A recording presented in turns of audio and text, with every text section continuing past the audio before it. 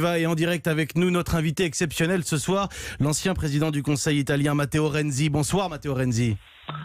Bonsoir à vous, bonsoir à tout le monde. Merci pour les auditeurs d'Europe 1 de répondre à nos questions ce soir. D'après le Guardian, d'après la presse britannique, c'est la pire crise diplomatique entre la France et l'Italie depuis la fin de la Seconde Guerre mondiale. Nous le disions avec Virginie Riva il y a quelques instants. Est-ce que vous partagez cette analyse ?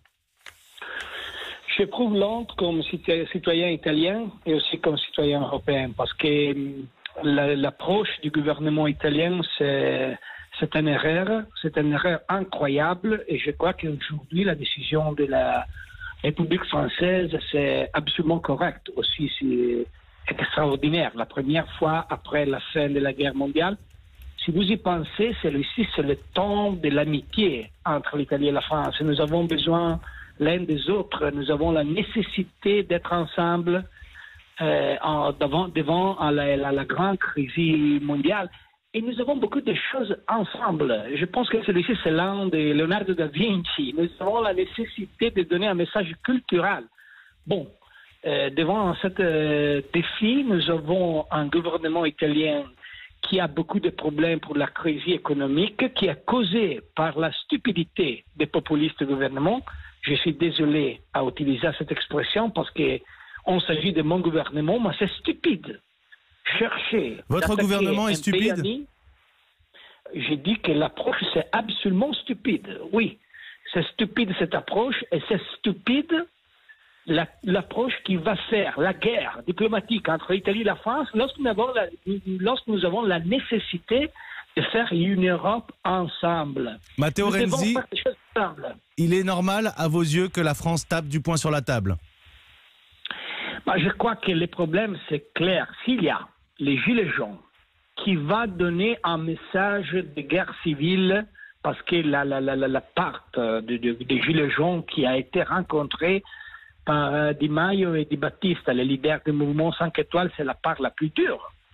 Et ça va donner un message contre les institutions. Et c'est très difficile à accepter pour une démocratie. Donc, je peux avoir quelque chose de différent avec le gouvernement français et vice-versa. C'est normal.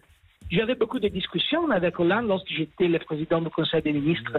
C'était normal. Il y avait quelque chose de différent entre tous les dossiers économiques, migratoires, toutes les choses. Mais si tu vas à partager pour les tépistes et non pour les institutions, celui-ci, ce n'est pas acceptable.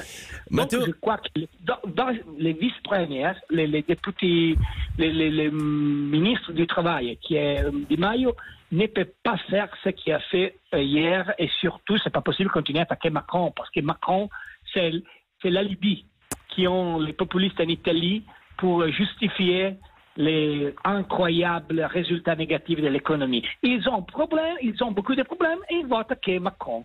Comme si Macron, c'est la solution. Le problème, c'est le populisme en Italie, c'est pas Macron.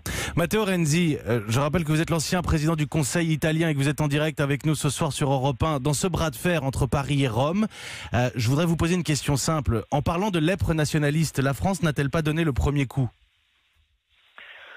Je crois que le nationalisme, c'est pas la meilleure pour la patrie. Donc, le nationalisme, c'est dangereux pour l'Europe. Et c'est pas la France, la France c'est la France. Et j'ai eu beaucoup de discussions. Je vous en prie, je ne suis pas un leader qui je veux dire nous devons faire tout ensemble parce que je suis français. Non, je suis italien. Je suis fier d'être italien. Je suis fier de ma nationalité, de mon passeport. Mais en même temps, je suis européenne. Et je pense que dans cette période, continuer avec ces discussions la plus dure entre la fin de la guerre mondiale, c'est un message très dangereux pour les relations. Et je crois aussi que le pire, c'est pour l'Italie, pas pour la France. Parce qu'aujourd'hui, c'est le gouvernement des populistes qui est en difficulté. Plus que Macron qui a cherché une nouvelle possibilité avec le grand débat national. Aujourd'hui, le problème, c'est le gouvernement italien. Et donc, Je vous en prie, ça suffit. Nous devons faire ensemble à Lyon et Torino. Nous devons faire ensemble les initiatives culturelles. Nous devons faire ensemble les services pour les jeunes. La grande bataille pour les changements de climat. J'ai écouté les annoncements sur les programmes que vous allez faire cette soirée. Nous avons beaucoup de choses à faire aussi sur les changements de climat. Ça suffit avec la stupidité des slogans, des propagandas. Aujourd'hui, c'est temps pour tourner à travailler ensemble. Matteo Renzi, vous avez été ce jeune dirigeant balayant la classe politique d'une certaine manière et vous avez été contesté par le mouvement 5 étoiles auquel les Gilets jaunes ont souvent été comparés. Aujourd'hui, en 2019, et au regard de la situation française, quel conseil est-ce que vous donnez à Emmanuel Macron ? Je ne suis pas en condition de donner conseil à personne et pas au président de la République.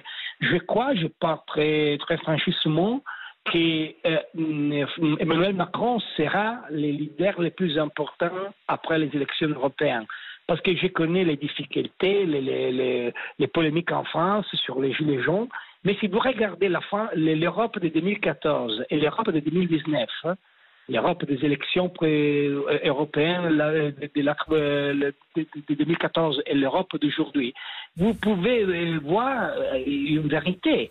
L'Allemagne, c'était très fort et aujourd'hui c'est très faible.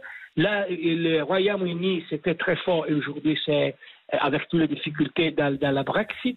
L'Espagne, c'était très fort et aujourd'hui a un gouvernement de minorité. L'Italie et la Pologne, qui a été très fort, aujourd'hui sont dans les mains des populistes. Donc je crois que le leader qui va faire le kingmaker dans les prochains mois sur le changement du président de la Commission, du président du Conseil, du président de ECB, European Central Bank, sera Emmanuel Macron. Et donc je crois que toutes les prévisions négatives sur Macron en Europe seront changées pour ces vérités. Aujourd'hui, c'est le leader plus fort.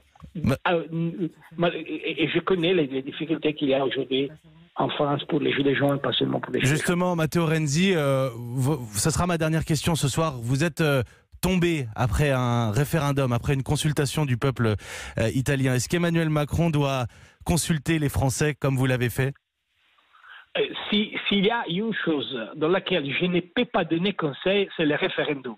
Je veux dire qu'après le défi, après les problèmes du référendum, moi-même, David Cameron et autres personnes ne peuvent pas parler du référendum. Mais je crois que la question c'est très, très vert. J'ai prouvé à changer l'Italie avec un référendum pour donner stabilité au gouvernement italien. C'était pas comme les référendums de Macron.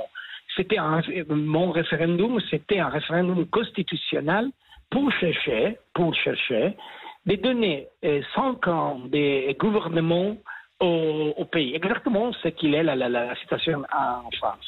Le référendum en France est différent, mais je ne suis pas la personne adaptée à faire quelques conseils à propos du référendum. Surtout, pas sur le référendum. Merci beaucoup, Matteo Renzi.